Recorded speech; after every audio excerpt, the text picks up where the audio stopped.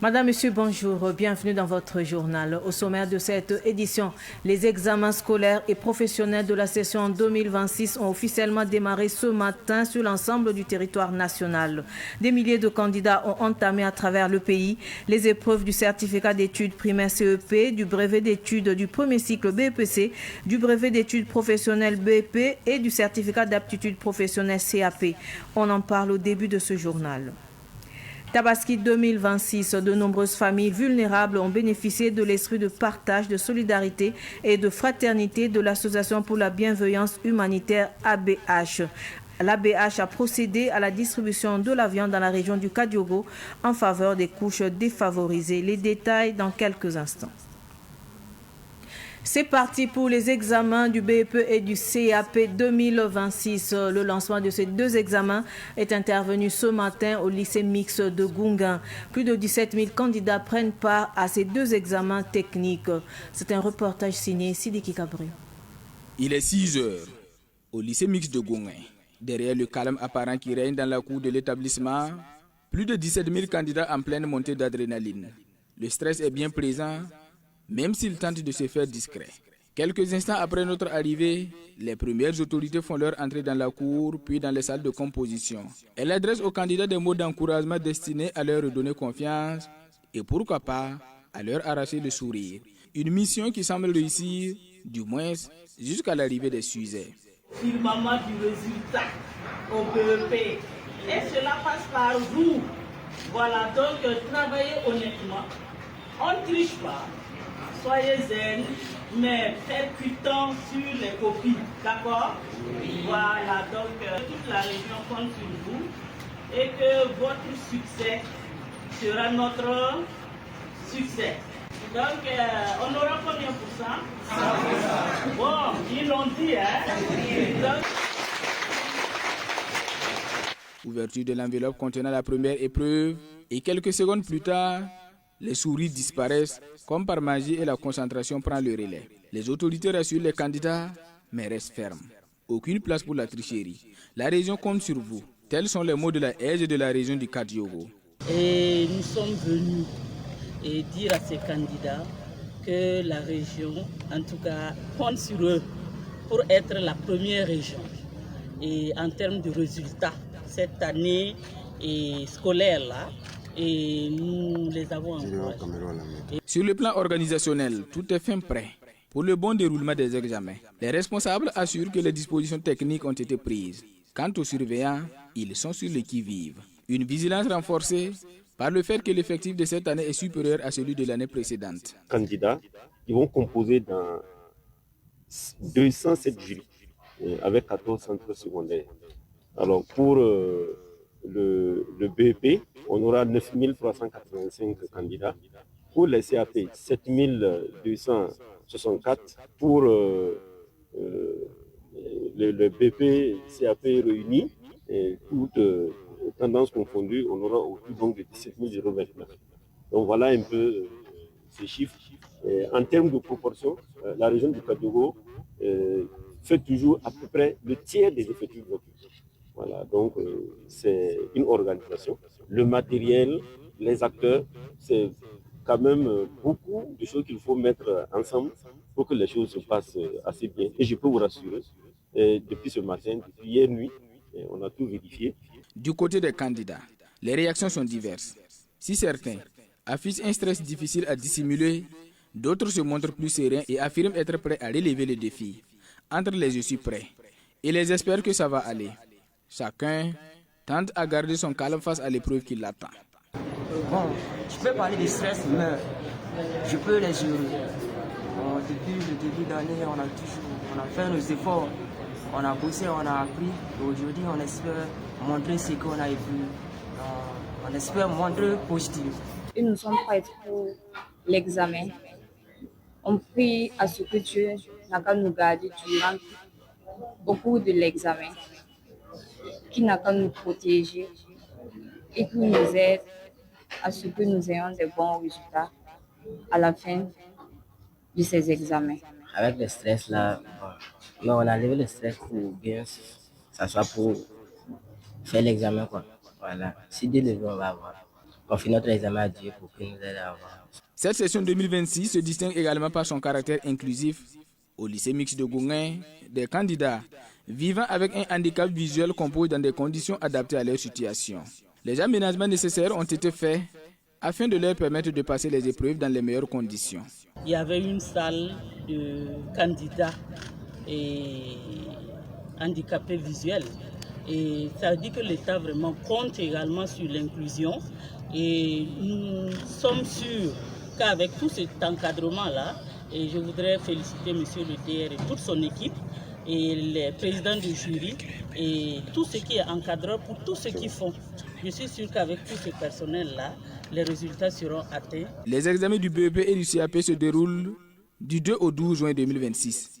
Dans la région du Kadiogo, plus de 17 000 candidats sont inscrits, dont plus de 6 000 filles et 11 000 garçons.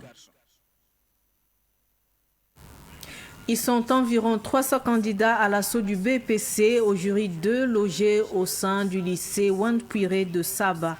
Le président du jury, quant à lui, dit tout se passe bien. Daouda Yameogo. Après 9 mois d'apprentissage, ces élèves en classe de 3e sont en examen depuis ce matin pour l'obtention du BEPC, le brevet d'études du premier cycle. Asmao Dahani et Trevis Compaoré sont confiants.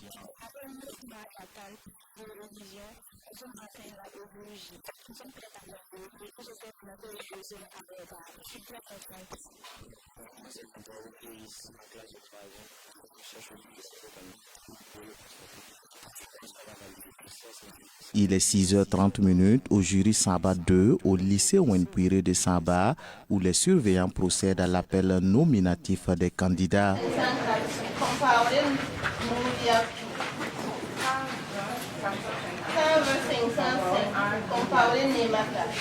Les formalités d'usage terminées, place à l'administration de la première épreuve. Pour le président du jury Saba 2, on note 313 candidats avec 3 absents, mais pas d'incident de nature à entacher le bon déroulement des épreuves.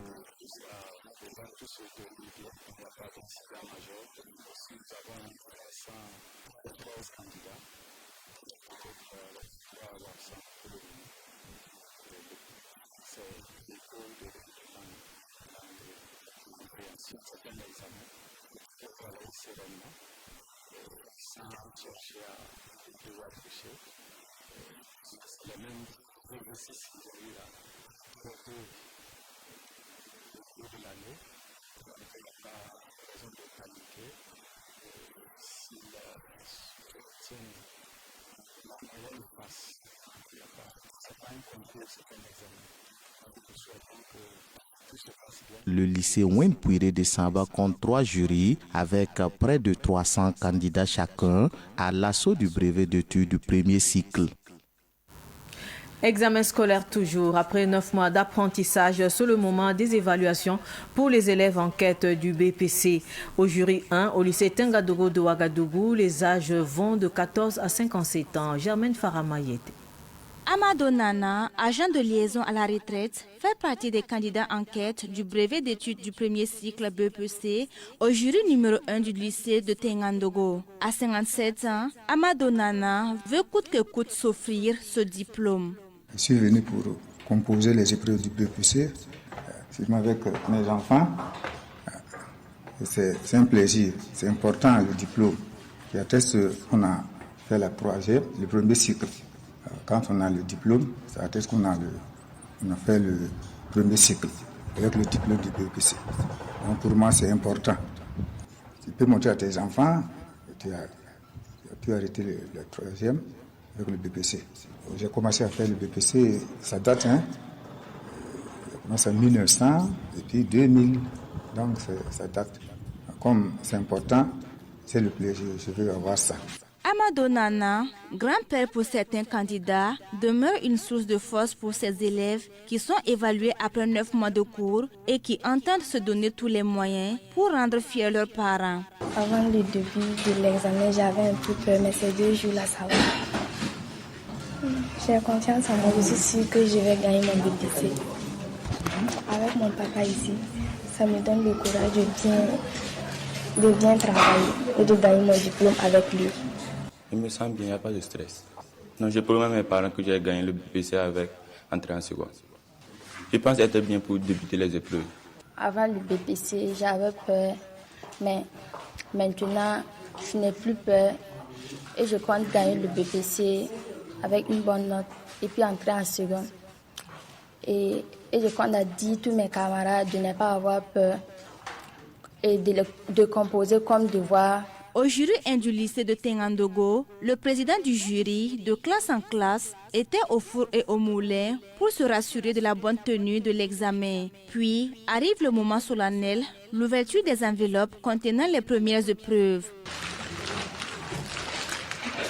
Donc, on voulait vérifier que c'est vraiment fermé.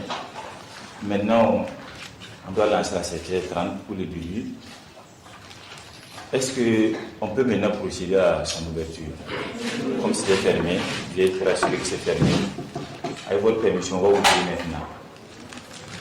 À l'appel des candidats, le jury numéro 1 de Tengandogo note un absent sur les 305 candidats inscrits. Mais le président du jury rassure quant au bon début de l'administration des épreuves. Nous avons 305 candidats au jury 1 de Tengandogo, répartis dans 7 classes. Pour ce matin, nous avons procédé au lancement et les épreuves ont effectivement commencé à 7h30 comme prévu. Et nous n'avons pas enregistré d'incident. Les choses se passent très bien. 7h30 et c'est le top départ pour le début de la composition. Les élèves à la recherche du brevet d'études du premier cycle ont débuté la composition avec l'épreuve langue qui a pour titre « Femme du soldat ». Je le disais également dans les titres, l'Association pour la bienveillance humanitaire ABH a une nouvelle fois marqué la célébration de la Tabaski 2026. Elle a organisé une campagne de distribution de viande en faveur de personnes vulnérables dans la région du Kadiogo. ABH mène depuis 2012 des actions de solidarité en faveur de personnes défavorisées au Burkina Faso. Samuel Moko nous en dit plus. Placée sous le signe du partage, de la solidarité et du vivre ensemble, l'initiative de l'Association pour la bienveillance humanitaire, ABH, a pour objectif principal de permettre aux familles vulnérables de célébrer la fête de Tabaski dans la dignité. La campagne humanitaire Tabaski 2026 s'est déroulée durant 3 jours et a mobilisé plus d'une centaine de bénévoles, agents et membres de l'organisation répartis sur plusieurs sites de distribution à travers le Burkina. Les distributions se sont déroulées notamment dans les communes de Sapone, Komsilga, Koubri, Ouagadougou, Gorom, ainsi que dans d'autres localités du pays. Dans la commune de Koubri, 2 sites de distribution ont été aménagés afin de rapprocher l'assistance des bénéficiaires. À Ouagadougou, 4 sites ont également été aménagés. Ces zones sont destinées aux personnes vulnérables. Si on parle de personnes vulnérables, il y a des personnes vulnérables hautes et il y a des personnes, les personnes déplacées internes qui sont dans ces communes et il y a des réfugiés qui sont dans ces communes. Donc, en tout cas, ces dons-là sont destinés aux personnes vulnérables. C'est pour cela, vous voyez ici même, on est au siège de l'action humanitaire, l'action sociale de Koubri. Voilà, ça montre que c'est les personnes vulnérables qui doivent recevoir ces dons. À Bias, en tout cas, on est toujours au poste à côté des autorités, on est à côté des personnes vulnérables. Voilà, donc à Bias, vraiment, à chaque fois que les besoins se sentent, en tout cas, on part au secours des personnes vulnérables. Donc notre ONG, c'est une ONG humanitaire. Donc notre mission, c'est en tout cas de servir la population et surtout la population vulnérable. Les animaux destinés à l'opération ont été fournis par des entreprises locales, contribuant ainsi à soutenir également l'économie nationale et les acteurs locaux du secteur de l'élevage. Plus de 6500 têtes composées de moutons, de chèvres et de bœufs ont été immolées et partagées aux populations vulnérables. L'initiative est bonne, c'est encourageant et aussi ça montre que la fête là, au moins les gens pensent aussi aux personnes démunies, ceux qui n'ont pas les moyens pour fêter. Donc toute personne doit être heureuse dans la fête. Voilà, vraiment l'action est très salutaire. Donc on souhaite qu'Allah Subhanahu wa Ta'ala donne toujours la force de mener cette action en faveur des personnes démunies. C'est pas tout le monde qui a les moyens de s'acheter de la viande, de mouton. Donc franchement, peux dire que l'initiative est bonne. On a eu quelque chose pour permettre vraiment d'être à la maison en famille. Ça aide beaucoup de monde. Ça aide ceux qui vraiment sont dans les besoins. Ça les aide aussi à fêter comme les autres aussi. Et franchement, l'initiative, je trouve qu'elle est bonne. Cette mobilisation a permis à plus de 25 800 familles de bénéficier de viande de tabaski cette année. Pour plusieurs ménages, cette assistance représente un soulagement dans un contexte où les difficultés économiques rendent parfois difficile l'accès à certaines denrées alimentaires, notamment durant les périodes de fête. Tout autre sujet à présent, le renouvellement des instances dirigeantes et la mise en conformité des textes avec la nouvelle législation financière au Burkina Faso ont été entre autres à l'ordre du jour de l'Assemblée générale extraordinaire de la Caisse populaire Sonkutaba. Le conseil d'administration sortant a également présenté aux membres un bilan positif. L'Assemblée générale extraordinaire s'est déroulée samedi dernier à Ouagadougou.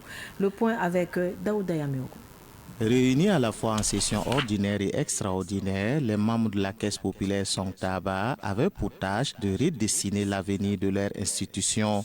Le président du conseil d'administration sortant, Noé Nana, a souligné que la Caisse populaire Sonkutaba a réalisé un bilan positif. Nous avons travaillé à renforcer la confiance des membres avec notre caisse, à renforcer le partenariat de la Caisse populaire Sonkutaba avec ses partenaires, en commençant par la fêtière des caisses populaires et les autres institutions sœurs. Au-delà de cela, nous avons travaillé à moderniser. Nous avons travaillé au niveau du digital. Vous savez qu'aujourd'hui, quand on parle de microfinance, sans la digitalisation, elle est incomplète. Durant les 5 ans, beaucoup de chantiers ont été ouverts et ont connu de réalisations avec un succès éclatant. Et pour terminer pour cette année, à l'heure que je vous parle, le bilan de l'année réussi clos au 31 décembre 2025, nous affichons à l'écran un bilan très positif, jamais égalé dans les réseaux des caisses populaires, avec un bénéfice, ce que les gens appellent résultat net, de 1,1 milliard et quelques. Donc ça, au moins, ça s'applaudit, parce que c'est la première fois que ce résultat exceptionnel arrive dans le réseau. Et nous, en tant que membres de la gouvernance, nous ne pouvons que nous réjouir pour ce résultat exceptionnel. Cette session avait pour objectif de réviser les textes afin de se conformer à la nouvelle loi sur la microfinance en vigueur dans notre pays et dans l'espace IOMOA.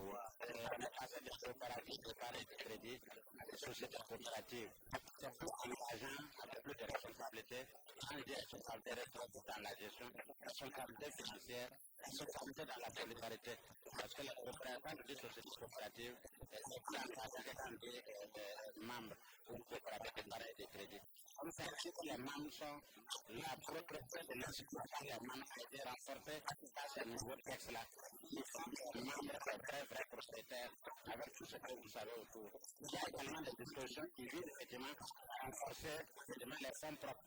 Alors, bien sûr, la base sociale et individuelle, influencer sur le capital social pour de la caisse qui a été distribuée par le ministre, qui est une excellente chose. Il y a des dispositions qui sont modernisées vraiment la gouvernance. Il y a beaucoup d'acteurs. L'ensemble de ces acteurs-là, chacun doit prendre son rôle avec la loi de prendre avec responsabilité, avec engagement et avec loyauté. Il y a également des dispositions pour protéger les coopérateurs. Il y a toutes les mesures pour activer les programmes de souverains, les membres de conseil de souverains. Donc ces dispositions sont également la disparition de 2,7 milliards à la caisse Sonkutaba et la promptitude du PCA sortant à recouvrer la dite somme a amené les sociétaires à adopter une résolution retirant leur confiance à la directrice générale de la fêtière, Adjaratou Sondonia. L'Assemblée générale a permis également de porter Martin Kaboré à la tête du nouveau bureau du conseil d'administration de la Caisse populaire Sonkutaba.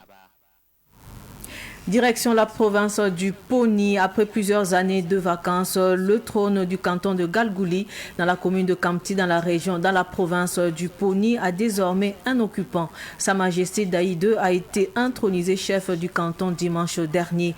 Il dit placer son règne sous le signe de la paix et de la cohésion sociale. Ahmed Joël Comporé a assisté à la cérémonie de son intronisation. Voici son compte rendu. Sa Majesté Daï II, sergent de police à la retraite, est le nouveau chef du canton de Galgouli dans la province du Poni. Il devient ainsi le deuxième chef du canton de Galgouli, succédant à son père Daï I. Il reçoit ici ses attributs et la population se réjouit d'avoir un chef. J'ai eu un nouveau chef du canton de Galgouli. Je suis très content de lui. Je prie Dieu beaucoup. Là où il est là, qui dit que nous aussi on suit derrière lui. Sansan Kambiré, porte-parole du chef des lobbies, retrace l'histoire de la chefferie de Galgouli. Il remercie également la population pour la mobilisation. Le chef actuel remplace son papa. Son papa, on l'appelle Dahi. Dahi qui est à l'origine un esclave de lobby. Il est venu de la zone de Orodara Banfora, cette zone-là, donc c'est nos esclaves, la zone là-bas. Il vient ici avec comme captif de l'armée de Samori Touré, qui est en fuite vers la Côte d'Ivoire. Aujourd'hui, il a géré bien, il est décédé à l'âge de 115 ans. Et son fils actuel, un sergent à la retraite de l'armée, l'a remplacé et on l'a intronisé ce jour 31 mai là, et prendre sa place valablement. Aujourd'hui, Dieu a voulu que nous puissions installer, introniser notre chef de canton et c'est vraiment une joie pour nous et nous remercions ceux qui sont venus soutenir. La cérémonie d'intronisation a bénéficié de l'accompagnement de Sam Roger Nikema, PDG de Sam Agro. Je dirais que c'est un grand honneur. Je rends grâce à Dieu et je remercie tous les chefs de canton ici présents, le chef de Gawa qui a présidé la cérémonie, également les différents chefs de canton aussi qui ont parrainé également, qui ont permis à ce que la population de Galgouli puisse retrouver les chefs. Donc nous allons accompagner les chefs, comme je l'ai dit dans mon mot introductif. Nous sommes une entreprise, nous travaillons déjà sur le territoire de Galgouli. Et nous pouvons aussi contribuer à faire en sorte qu'on puisse accompagner la chefferie. Donc notre présence ici, c'est une présence d'accompagnement. L'intronisation de Daï II, chef du canton de Galgouli, a été dirigée par le chef du canton de Gawa, Bifate II. Il invite la population de Galgouli à travailler en union autour de leur chef pour l'épanouissement de Galgouli. C'est sur cet élément que s'achève cette édition d'information. Merci de votre fidélité au programme de Savane TV. Au revoir.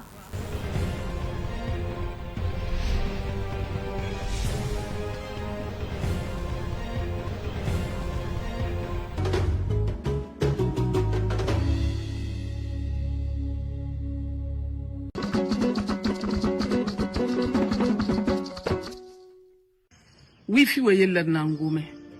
Talata juin kiwe rasma yiba otonwa yunga wakata wa yasu watonwe siribiziri okwezuga na iya yenda tirweno kwemda tibo msambisi runa wa neban tewa be foza ka se wotono bala mo kurfu wifu antum doktuma panino salamiye ti data so kungese yam sa zaka sabto pako yam sore ai labha mo kron tumno pati yam tumai twemana sugurbe sokra na yi woto bi rawlo wake emission program sambisi haya émission wakato yam tembula zalam la yibu pisila yemre zalam la yibu la tawte émission nam patamo sa wakat ning ton ngomne yam moto menga second piste se kam piam pe émission pour e yure sonle hembenzi ni ngai hen taka dem sambisi haya ni sabala piso puila waya pisila yibu pista la way et boudi la main et poussi la barre.